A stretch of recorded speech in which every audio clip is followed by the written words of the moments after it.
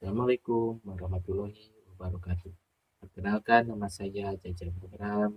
Saya mahasiswa Universitas Terbuka UPPJJ Bandung dengan NIM 857490001. Kali ini saya akan mempraktekkan tentang simbiosis di lingkungan sekitar kita.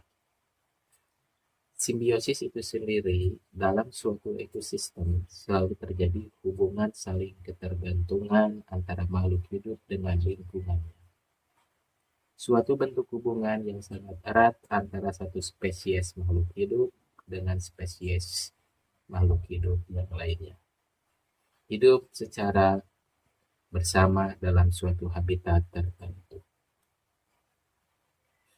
Ada beberapa jenis simbiosis yang ada di lingkungan atau namun pada umumnya dikelompokkan menjadi 3 macam, yaitu simbiosis parasitisme, simbiosis komensalisme, dan simbiosis mutualisme. Kali ini saya akan menjelaskan tentang simbiosis parasitisme. Simbiosis parasitisme adalah suatu hubungan antara dua spesies organisme di mana satu spesies mendapatkan keuntungan, sedangkan spesies lainnya sering disebut inang atau dirugikan.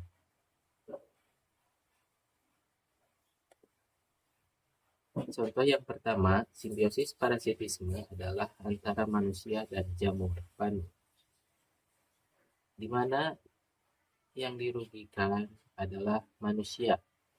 Jenis kerugiannya adalah gatal-gatal pada kita sebagai manusia yang menderita penyakit jamur. Pihak yang diuntungkan yaitu jamur sendiri dapat melangsungkan kehidupan mereka.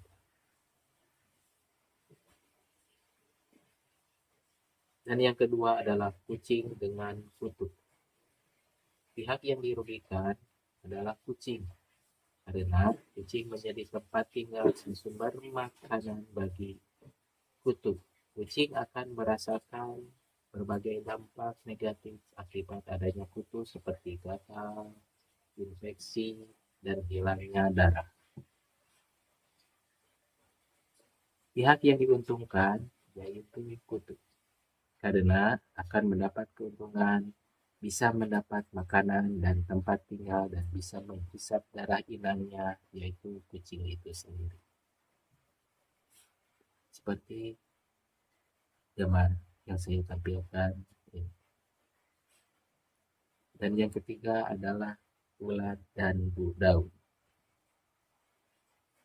Pihak yang dirugikan adalah daun, mengalami kerusakan, berkurangnya nutrisi, dan bahkan dapat menyebabkan kematian pada tanaman. Tetapi yang diuntungkan yaitu ulat, karena sebagai sumber makanan si ulat. Itulah salah satu contoh hubungan simbiosis parasitisme yang saya temukan di lingkungan sekitar kita. Baik, sekarang yang kedua adalah simbiosis komensalisme. Simbiosis komensalisme adalah suatu hubungan simbiosis di mana suatu spesies makhluk hidup diuntungkan, sedangkan pihak lainnya tidak diuntungkan atau dirugikan. Sebagai contoh, saya akan membuatkan suatu praktek videonya. Yang pertama adalah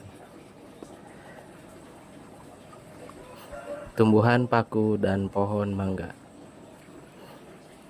Pihak yang diuntungkan tumbuhan paku, karena jenis keuntungannya apa? Mendapatkan manfaat karena memiliki tempat untuk tumbuh, mendapatkan sinar matahari, air, dan zat-zat yang dibutuhkan untuk fotosintesis. Jenis makhluk hidup yang tidak diuntungkan dan tidak dirugikan yaitu pohon mangga. Tidak dapat mendapat keuntungan maupun kerugian dari keberadaan tumbuhan paku. Pohon mangga tidak mengambil nutrisi dari tumbuhan paku dan tumbuhan paku tidak merugikan pohon mangga.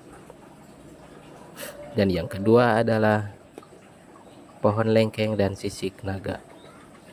Sisik naga karena ketika sisik naga sebagai tumbuhan merambat menempel pada pohon lengkeng sebagai tempat tinggal, sangat menguntungkan bagi sisik naga, tapi tidak dirugikan juga atau tidak menguntungkan untuk pohon lengkeng karena tidak akan mendapat kerugian ataupun keuntungan dari keberadaan sisik naga karena pohon lengkeng tetap dapat melakukan fotosintesis dan tumbuh normal tanpa gangguan oleh sisik naga.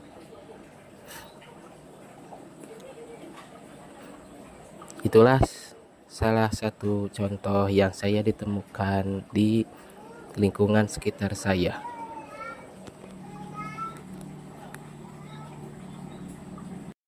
Oke, lanjut. Sekarang untuk yang ketiga yaitu simbiosis mutualisme. Simbiosis mutualisme adalah hidup bersama di antara dua spesies makhluk hidup di mana kedua spesies tersebut mendapatkan keuntungan. Contoh yang saya ambil dari di lingkungan sekitar tentang pengamatan simbiosis mutualisme. Yang pertama yaitu semut rangrang dan tumbuhan pucuk merah. Semut rangrang bertindak sebagai predator alami yang melindungi pohon dari hama seperti ulat atau serangga lain yang dapat merusak daun dan buah. Yang pihak keuntungan yang pertama tadi semut rangrang, dan sekarang pihak yang diuntungkan yang kedua yaitu tumbuhan pucuk merah. Tumbuhan pohon pucuk merah menyediakan tempat yang aman untuk membangun sarang dan sebagai sumber makanan seperti nektar. Dan yang kedua, pengamatan simbiosis mutualisme yaitu tumbuhan dan cacing tanah. Karena apa? Tumbuhan pihak ke satu yang diuntungkan mendapatkan manfaat dari cacing tanah karena lubang tanah memudahkan akar untuk menyerap air dan udara yang penting untuk pertumbuhannya. Pihak yang diuntungkan yang kedua yaitu cacing tanah. Cacing tanah berperan penting dalam mengongkrak dan melonggarkan tanah atau menciptakan lubang yang memudahkan penyusupan udara dan air. Itulah hasil pengamatan simbiosis mutualisme, di mana satu yang diuntungkan dan pihak kedua yang diuntungkan. Itulah hasil pengamatan tentang ketiga simbiosis yang saya temukan di lingkungan sekitar saya. Mohon maaf apabila ada kekurangan, mohon dimaklumi. Cukup sekian. Assalamualaikum warahmatullahi wabarakatuh.